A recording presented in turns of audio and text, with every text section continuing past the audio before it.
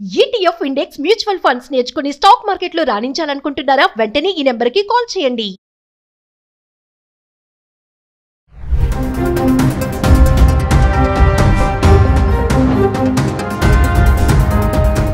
నమస్తే, welcome back to Suman TV. Present మనతో పాటు ఉన్నారు ఎనలిస్ట్ మందరి కృష్ణారెడ్డి గారు. నమస్తే సార్. నమస్తే అమ్మా.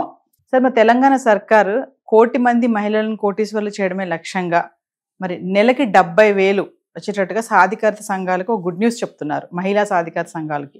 ఒకసారి వివరాల్లోకి వెళ్తే సార్. తెలంగాణ ప్రభుత్వం మహిళల పట్ల మహిళలకు సాధికారత కల్పించాలనే ఉద్దేశంతో, ఎందుకంటే ఒక మహిళ ఆర్థికంగా పుంజుకున్నట్టయితే కుటుంబం అంతా కూడా ఆర్థికంగా పుంజుకునే అవకాశం. అంటే పురుషుడు ఆర్థికంగా పుంజుకుంటే కుటుంబం పుంజుకోదా అని చాలా మందికి డౌట్ వస్తుంది.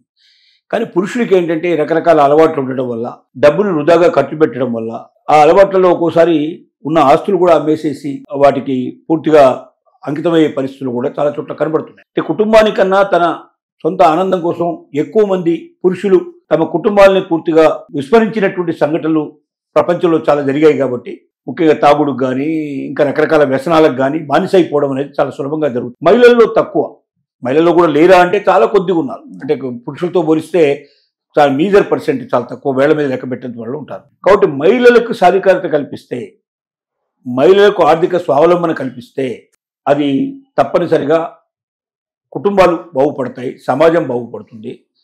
తద్వారా ప్రభుత్వానికి కూడా చాలా లాభాలు చేకూరుతాయి దానివల్ల అనేటువంటి ఉద్దేశంతో మహిళలకు ఫ్రీ బస్సు అనేటువంటిది మొట్టమొదటి ప్రవేశపెట్టారు. ఇది బాగా ఫ్లరిష్ అయింది. ఇప్పటికి కోట్లాది మంది, అంటే కోట్లాది మంది పదే పదే వాళ్ళు ప్రయాణం చేస్తారు. కాబట్టి ఇప్పటికి చాలా కోట్లు ఇప్పటికే ప్రయాణం చేయడం జరిగింది. దాంట్లో ఒక్కొక్కరికి కనీసం 500 రూపాయల నుంచి మొదలు పెడితే 5,000 రూపాయల దాకా కూడా బెనిఫిట్ అయ్యేటువంటి నెలసరిగా బెనిఫిట్ అయ్యే వాళ్ళు ఉన్నారు. దూర ప్రయాణాలను బట్టి చాలామంది యాత్రలకు వెళ్ళిన వాళ్ళు, ఇంకా రకరకాలకు వెళ్ళిన వాళ్ళు ఉన్నారు. అట్లాగా కొంత ఆనందపడటం, కొంత సంతోషపడటం, కొంత ఆర్థిక స్వావలంబన జరగడం జరిగింది. ఇప్పుడు తీసుకున్న కొత్త స్టెప్ ఏమిటంటే 1,00,00,000 మంది మహిళల్ని కోటీశ్వరులు చేయాలి అనేటువంటి ఒక ఆలోచన తెలంగాణ ప్రభుత్వం తీర్చుకుంది. దాంట్లో భాగంగా ఏం చేస్తున్నారంటే, ఎవరికి పడితే వాళ్ళకు డబ్బు ఇస్తే ఆ డబ్బు తిరిగి వాళ్ళు దాన్ని డెవలప్ చేస్తారని లేదు. ఇంతకుముందే గతంలో చాలామందికి ఇట్లాగా ఎస్సీ ఎస్టీ క్యాండిడేట్స్కి వాళ్ళకి వ్యక్తిగతంగా ఇచ్చినప్పుడు చివరికి వాటిని అమ్మేసుకోవడం, అంటే గేదెలు ఇచ్చినా, లేకపోతే కోళ్ళు ఇచ్చినా, లేకపోతే ఇంకొక రకంగా ఇచ్చినా పశుపోషణలో కూడా డెవలప్ చేయాలని చూస్తే చివరికి వాటిని అమ్మేసేసి వాళ్ళు వేరే వాటికి ఖర్చు పెట్టడం జరిగింది. అట్లా కాకుండా వారు అభివృద్ధి పొందాలి, ప్రతి నెల దాని మీద ఆదాయం రావాలి, తద్వారా కుటుంబ పోషణ జరగాలి, కుటుంబ అభివృద్ధి కావాలనే లక్ష్యంతో వీళ్ళు ఇప్పుడు డ్వాక్రా మహిళలు ఎవరైతే ఉన్నారో ఆ డ్వాక్రా మహిళల్ని ఎంచుకున్నారు. ఈ డ్వాక్రా సంఘాలు ఉన్నాయి, పొదుపు సంఘాలు అంటారు వీటిని. ఈ పొదుపు సంఘాలు గ్రామీణ ప్రాంతాల్లో కూడా అన్ని గ్రామాల్లో ఉన్నాయి. ఒక సంఘంలో మినిమం ఒక 10 మెంబర్స్ ఉంటారు. ఈ 10 మంది కలిపి ఒక అకౌంట్ ఓపెన్ చేసుకుంటారు. 10 మంది కొద్ది మొత్తాలతోటి బ్యాంకులో వాళ్ళు డబ్బు కట్టుకుంటారు. వాళ్ళు కట్టిన మొత్తానికి 2 ఇంతల నుంచి మొదలు పెడితే 10 ఇంతల దాకా వాళ్ళకి ఏం చేస్తారంటే బ్యాంకు లోన్లు సదుపాయం కల్పిస్తారు. మహిళా పొదుపు సంఘాలు ఏవైతే ఉన్నాయో ప్రతి గ్రామంలో ఉండటం వల్ల, 10 మంది మినిమంగా దాంట్లో ఉండటం వల్ల, వాళ్ళు ఆల్రెడీ బ్యాంకులో అకౌంట్ ఓపెన్ చేసుకోవడం వల్ల ఇప్పటికే కొన్ని కార్యక్రమాల ద్వారా చాలా ఏళ్ల బట్టి వాళ్ళు చేస్తూ వచ్చారు. అయితే బ్యాంకులు ఇచ్చేటువంటి లోన్ల పరిణామం చాలా చిన్నగా ఉంటుంది. కాబట్టి ఆ కొద్ది డబ్బుతో కొద్దిగానే సంపాదించుకోగలుగుతున్నారు తప్ప పెద్ద మొత్తాల్లో వాళ్ళు సంపాదించలేకపోతున్నారు. ఇప్పుడు పెద్ద మొత్తంలో సంపాదించడానికి ప్రభుత్వం ఒక ఆలోచన చేసింది. తెలంగాణ ప్రభుత్వం చేస్తున్న ఈ ఆలోచనలు ఏంటంటే, ఆర్టీసీ ఉంది మనకు. ఆర్టీసీలో మహిళల్నే ఇప్పుడు ఉచితంగా తీసుకెళ్లడం వల్ల బస్సుల యొక్క అవసరం ఇంకా ఎక్కువ పెరిగింది. ఇంకా అధికంగా బస్సులు కొనాల్సిన పరిస్థితి ఏర్పడుతుంది. ఆర్టీసీ స్వయంగా కొనాలంటే చాలా డబ్బు అవుతుంది. రెండోది, దాని నిర్వహణ కూడా సరిగ్గా చూసుకోవాలి. అవి కరెక్ట్గా ఉంటున్నాయా లేదా, ఏమిటి దాని సంగతి ఎప్పటికప్పుడు చెక్ చేసుకోవాలి. ఇది ప్రభుత్వ తరపున కొనేటువంటి దాని మీద భారం ఎక్కువగా ప్రభుత్వానికి పడుతుంది. కాబట్టి వీటిని ఏం చేస్తున్నారంటే పొదుపు సంఘాల ద్వారా ఈ బస్సులు కొనేటువంటి ఏర్పాటు చేస్తుంది. దానికి ప్రభుత్వం ఏం చేస్తుందంటే గ్యారంటీ ఇస్తుంది.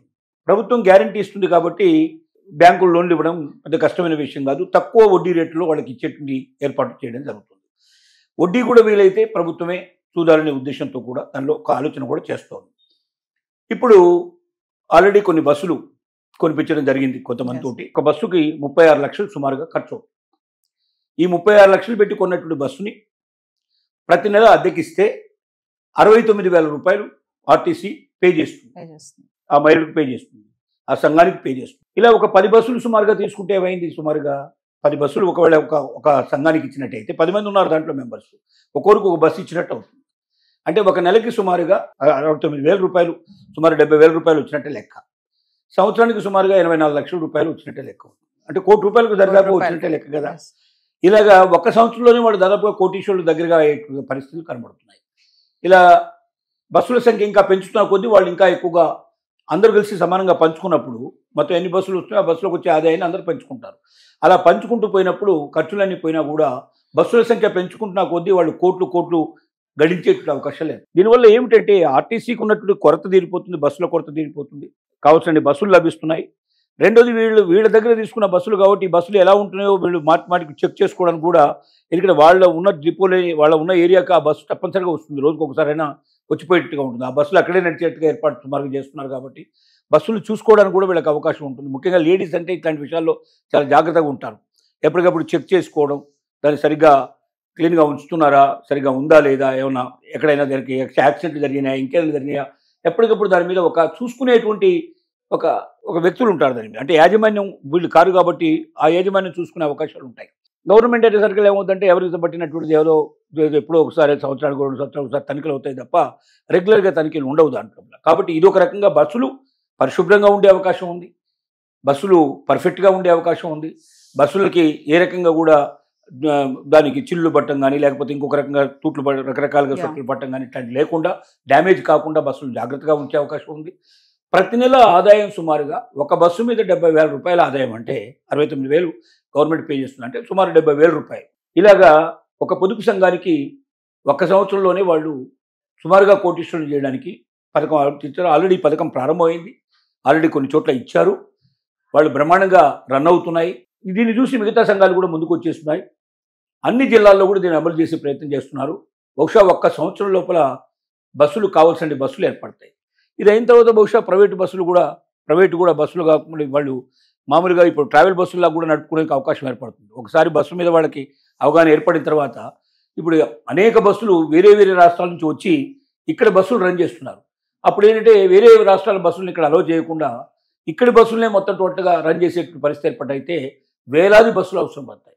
అప్పుడు ప్రతి పొదుపు సంఘానికి 10, 20, 30 బస్సులు కొనుక్కోగలిగితే వాళ్ళకు ఆటోమేటిక్గా పెరుగుతుంది. ఇన్ కేసు ఏదైనా ఒక సందర్భంలో ఏదైనా ఒక పొదుపు సంఘం డబ్బులు కట్టలేని పరిస్థితులు ఏర్పడితే ఆ బస్సులు ఆర్టీసీ తీసేసుకుంటుంది. కాబట్టి ప్రభుత్వానికి నష్టం లేదు, పొదుపు సంఘాలకి నష్టం లేదు, పైపొచ్చే లాభం ఉంది. దీంట్లో తొందరగా త్వరితగతంగా కోటీశ్వరులు అయ్యే అవకాశాలు దీంట్లో ఏర్పడుతున్నాయి. కాబట్టి ఇది చాలా మంచి పథకం. ఈ పథకాన్ని అమలు చేయడం వల్ల తెలంగాణ గ్రామీణ ప్రాంతాల్లో, ముఖ్యంగా పట్టణ ప్రాంతం కన్నా గ్రామీణ ప్రాంతాల మీద ఎక్కువగా దీన్ని చూపిస్తున్నారంటే పట్టణ ప్రాంతాల్లో కూడా పొదుపు సంఘాలు ఉన్నాయి, ఇక్కడ కూడా తీసుకునే అవకాశాలు ఉన్నాయి. ఈ సంఘాల ద్వారా 1 కోటి మహిళలు కోటీశ్వరులు అయినప్పుడు, ఒక కుటుంబంలో ఒక మహిళ కోటీశ్వరులు అయిందంటే ఆటోమేటిక్గా ఆ కుటుంబం అంతా కూడా కోటీశ్వరులు అయినట్టు లెక్క. అంటే దాదాపుగా 1 కోటి కుటుంబాలు ఒక కోటీశ్వరులు అయ్యే అవకాశాలు ఉందన్నప్పుడు తెలంగాణలో ఉండేటువంటి దారిద్ర్యం అంతా తీరిపోయే అవకాశం ఉంది. బిలో పావర్టీ లైన్లో ఎవరు ఉండకుండా అందరూ కూడా అబోవ్ పావర్టీ లైన్లోకి వచ్చి ప్రతి ఒక్కరు కూడా తమ జీవితం లోపల ఆనందాన్ని, సంతోషాన్ని పొందగలిగే అవకాశం ఉంటుందనే ఉద్దేశంతో ప్రభుత్వం తీసుకున్న నిర్ణయం చాలా హర్షించదగింది. పొదుపు సంఘాలు కూడా చాలా మెచ్చుకుంటున్నాయి. దీంట్లో ఉన్నటువంటి రిస్క్ కన్నా దీంట్లో ఉన్నటువంటి ప్రాఫిట్స్ చాలా ఎక్కువ ఉంటాయి. అంటే పొదుపు సంఘాలు అంటున్నారు కదా సార్, ఈ మహిళ ఎవరు అర్హులు దీనికి, ఎలా జాయిన్ అవ్వడం ఇదంతా? పొదుపు సంఘాలు ఎవరైనా పెట్టుకోవచ్చు అమ్మా. బిలో పావర్టీ లైన్ వాళ్ళు పెట్టుకోవచ్చు, గుడిసెల్లో ఉండేవాళ్ళు పెట్టుకోవచ్చు, బిల్డింగ్లో ఉండేవాళ్ళు ఎవరైనా పెట్టుకోవచ్చు. 10 మంది మహిళలు సుమారుగా కలిసి ఒక సంఘంగా ఏర్పడి దానికి ఒక రిజిస్ట్రేషన్ సర్టిఫికెట్, మామూలుగా శిశు మహిళా సంక్షేమ సంఖ్య మనకు ఉంది, మహిళా శిశు సంక్షేమ శాఖ అంటారు, women and child welfare department అంటారు. వాళ్ళని కలిసి వాళ్ళ దగ్గరికి రిజిస్ట్రేషన్ చేసుకొని ఒక సొసైటీ కింద రిజిస్ట్రేషన్ చేసుకొని ఫామ్ చేసుకొని సొసైటీ రిజిస్ట్రేషన్ చేసిన తర్వాత దీన్ని బ్యాంక్ అకౌంట్ ఓపెన్ చేసి అప్పటి నుంచి వాళ్ళు 10 మంది కొద్ది మొత్తాల లోపల వాళ్ళ దగ్గర ఎంత ఉంటే అంత, 100 ఉన్నా 1000 ఉన్నా ఎంత ఉంటే అంత పొదుపు సంఘాలు పొదుపు ద్వారా దాంట్లో పొదుపు చేసుకోవచ్చు. పొదుపు చేసుకొని దాంట్లో వేసినప్పుడు వాళ్ళ అమౌంట్కి ఈక్వల్గా నుంచి 10 టైమ్స్ వరకు, 1 టైం నుంచి 10 టైమ్స్ వరకు గవర్నమెంట్ అంటే బ్యాంకులు ఏం చేస్తాయంటే లోన్స్ ఇస్తాయి. ఇవి బయట వాళ్ళకన్నా వీళ్ళకి కొంచెం ఎక్కువ ప్రిఫరెన్స్ ఇస్తాయి, తక్కువ వడ్డీ వస్తుంది. చాలా సందర్భాల్లో బ్యాంకే మనకు ప్రభుత్వాలు ఏం చేస్తాయంటే ఈ వడ్డీని మేము భరిస్తాం, లేదా వడ్డీని తగ్గిస్తున్నాం, పావుల వడ్డీకి ఇస్తాం, 10 పైసల వడ్డీకి ఇస్తాం అని ఈ రకంగా పొదుపు సంఘాలకు ప్రకటిస్తాం. ఎందుకంటే దీనివల్ల కుటుంబాలు బాగుపడతాయనే ఉద్దేశంతో, మహిళలు అభివృద్ధి చెందుతారనే ఉద్దేశంతో వీటిని ఏర్పాటు చేయడం జరిగింది. కాబట్టి ఏ రిస్ట్రిక్షన్ లేదు. పొదుపు సంఘం పెట్టాలంటే ఎవరు ఉన్న వాళ్ళ దగ్గరికి వెళ్ళి వాళ్ళు ఇస్తేనే తీసుకోవాల్సిన అవసరం లేదు. మనం స్వతంత్రంగా 10 మంది మహిళలు కలిపి దాని ఒక సొసైటీ కింద ఏర్పడి దాంట్లో వచ్చి వాళ్ళు తీసుకెళ్లి బ్యాంకులో అకౌంట్ ఓపెన్ చేసుకొని తలా ఇంత డిపాజిట్ చేసుకొని తర్వాత దాంతో పాటుగా మహిళా శిశు సంక్షేమ శాఖలో వెళ్ళి దాన్ని రిజిస్ట్రేషన్ చేసుకొని అప్పటి నుంచి ప్రభుత్వ పథకాలు కూడా ఏమైనా వస్తే దాన్ని తీసుకోవడం, తర్వాత వాళ్ళు పెట్టినటువంటి మొత్తం పెట్టుబడికి ఎంతైతే వాళ్ళు పొదుపు చేసుకున్నారో దానికి ఒక రేట్ నుంచి మొదలు పెడితే 10 రేట్ల వరకు ఎంతైనా సరే ప్రభుత్వం నుంచి వాళ్ళు బ్యాంకుల నుంచి లోన్ తీసుకొని తద్వారా వాళ్ళు ఏదైనా వ్యాపారం కానీ ఏదైనా చిన్న ఇండస్ట్రీస్ కానీ ఏదైనా వాళ్ళు గృహకు సంబంధించినటువంటి ఏదైనా హోమ్ మేకింగ్ కానీ అట్లాంటివన్నీ చేసుకొని తద్వారా లాభాన్ని సంపాదించుకొని వాళ్ళు అభివృద్ధి పరచాలి. దానివల్ల ప్రభుత్వం కూడా వాళ్ళకి మేలు చేసినట్టుగా ఉండాలి అనే ఉద్దేశంతో ఏర్పరచబడింది. ఇది డ్వాక్రా సంఘాలు మన ఆంధ్రప్రదేశ్లో మొట్టమొదటి ఉమ్మడి ఆంధ్రప్రదేశ్లో ఏర్పాటు చేయడం జరిగింది. చంద్రబాబు నాయుడు గారు ముఖ్యమంత్రిగా ఉన్నప్పుడు ఏర్పాటు చేశారు దీన్ని. ఇవాళ భారతదేశం మొత్తం మీద కోటాను కోట్ల పొదుపు సంఘాలతోటి వర్ధిల్లుతోంది.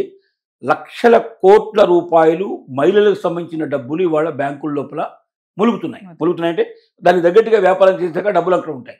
అంటే ఒక సామాన్యమైన మహిళ ఇన్ని లక్షల కోట్ల రూపాయల్ని ఇవాళ అధిపతి కాగలిగే పరిస్థితి ఏర్పడింది అంటే దానికి కారణం పొదుపు సంఘాలు. Thank you.